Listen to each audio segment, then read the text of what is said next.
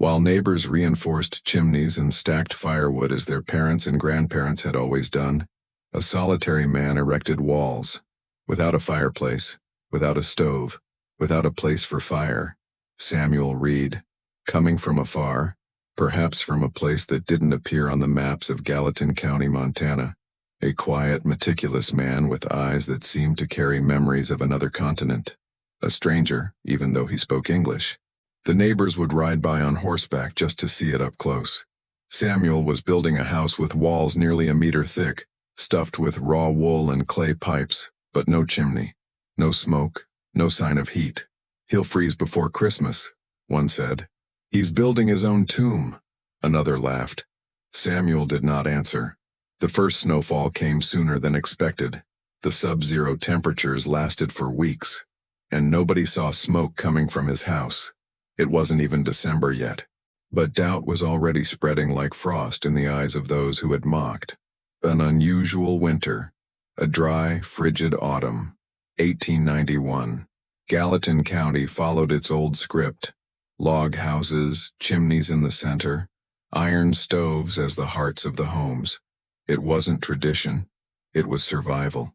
During the summer, the men sawed wood as if their lives depended on each log. And it did.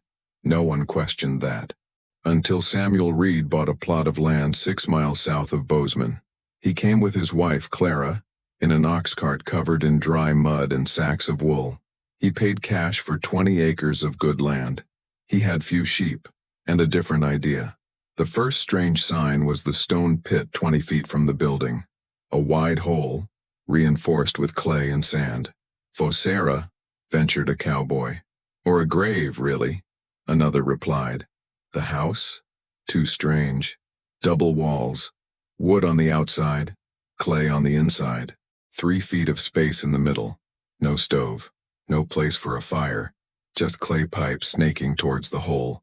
Even Clara didn't seem convinced. What if the pipes break? What if the heat doesn't come? Are we going to freeze to death?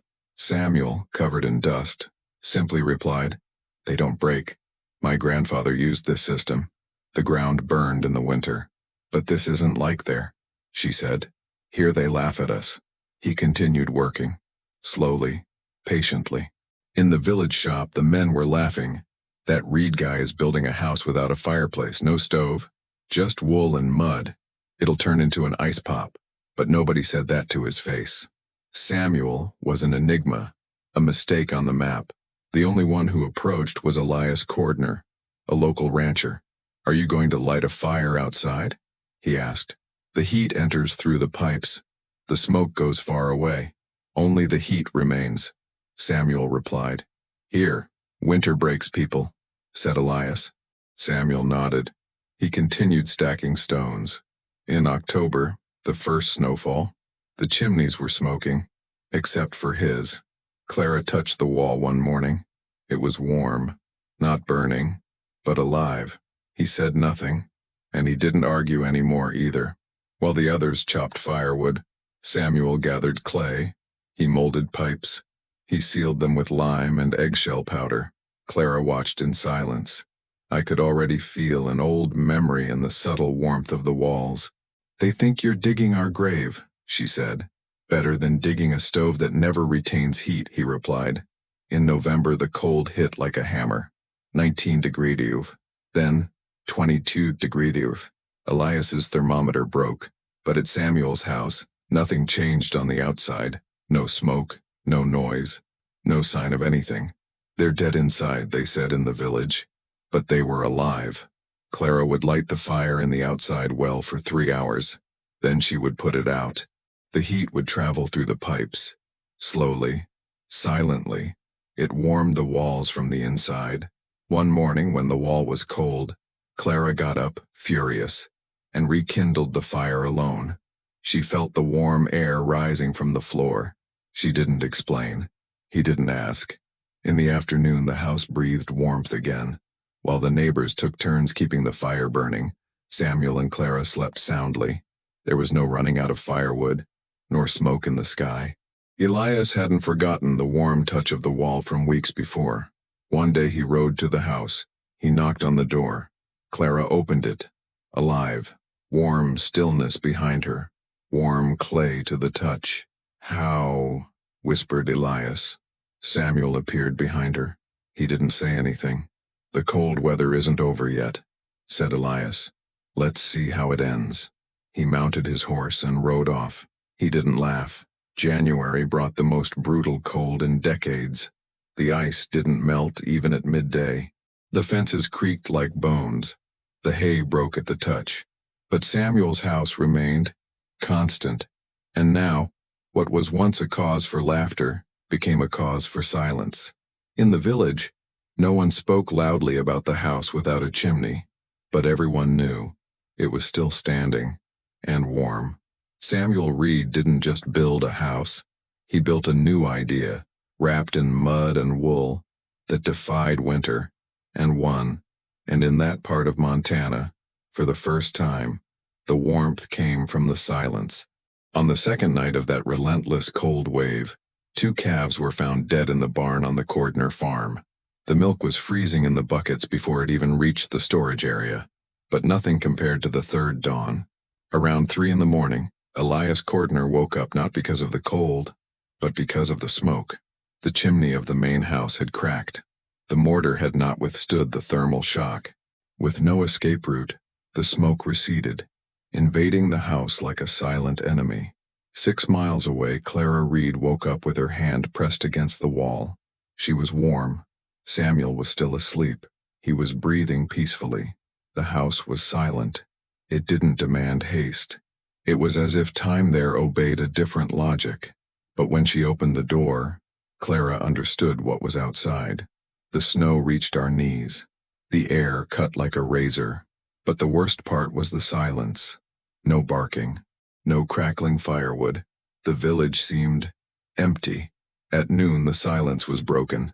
Horsehoof, Elias, bent over the saddle, his face burned by the wind, his eyes sunken. He carried a bundle in his arms. Clara left before Samuel opened the door. He was a boy, the foreman's son. He was trembling, coughing, wrapped in cloths and fear. Elias didn't ask. He didn't explain. He simply said, "The stove can't hold any longer. The smoke has returned. They can't make it through another night." Samuel looked at the boy, then at the door. He left it open. It wasn't charity. It was logic. The wall was warm. The air was clean. At home. Alive. During that day, the boy slept. The cough stopped. Clara prepared thick soup under a tarp on the veranda. Elias, silent, sat by the warm wall, and she cried. Not loud, not for dramatic effect, but with the weight of someone who understood. Too late. That night, Samuel rekindled the fire in the well. The smoke traveled through the pipes. The heat lingered. It was the first night that another family survived without having to watch a stove, and nobody needed to say anything. The early morning hours of January 17th to 18th ripped Gallatin County in two. Newspapers reported 40°, but in the more remote areas, nobody was talking about numbers anymore. People talked about sounds, or the lack thereof. The wooden fences creaked like bones. The windows were frozen from the inside. Horses were found dead, standing upright. Families huddled in single rooms, burning furniture, tearing up floorboards.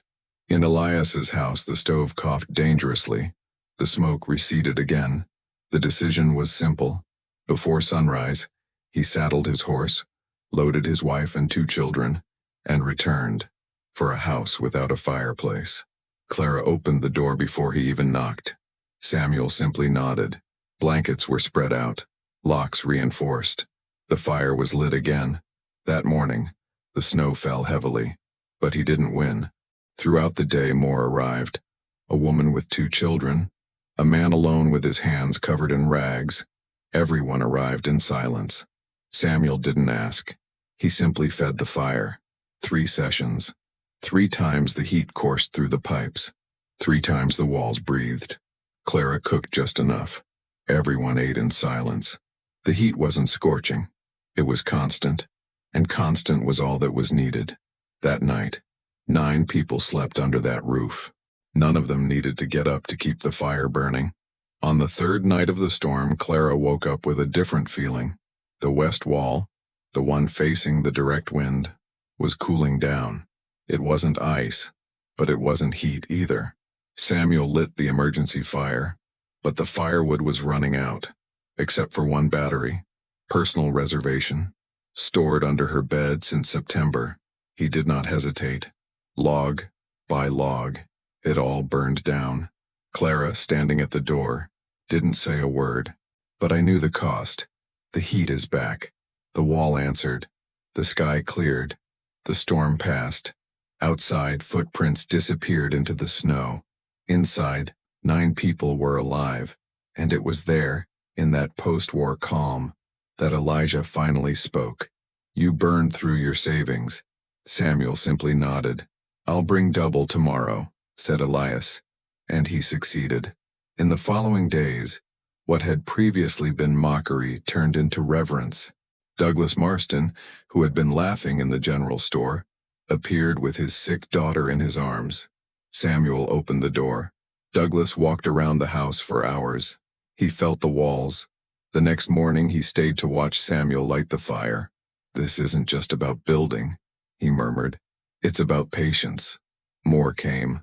A blacksmith, a young newlywed, a widower. Everyone has heard of it. Everyone wanted to see it. Elias returned with 2 men and a notebook. "Teach." Samuel nodded. For 3 days she drew on the floor. She explained the clay, the lime, the pipes, the passage of time. Clara taught how the wall speaks when it is cooling, how to listen to the heat vibrate. No one became a master, but everyone understood. It wasn't invention, it was memory. By the end of that winter, the village had something new. Respect, the spare firewood, the restrained laughter, the look of someone who saw the mistake and wanted to learn. The sun returned. The snow melted. Samuel Reed's house remained firm, silent, warm. People came, not to ask questions, but to understand. The general store now sold lime, sand, and even dried clay. A local newspaper wrote, "Family survives brutalist winter in house without fireplace. Ancient technique could transform America's frozen valleys." Samuel didn't read it, but Elias put the newspaper down on the table and said, "Others will want to know." Samuel looked. Then he simply replied, "Then teach. If stories like these deserve to be told, if the world needs to hear them in silence, sign up. Because real heat doesn't make noise."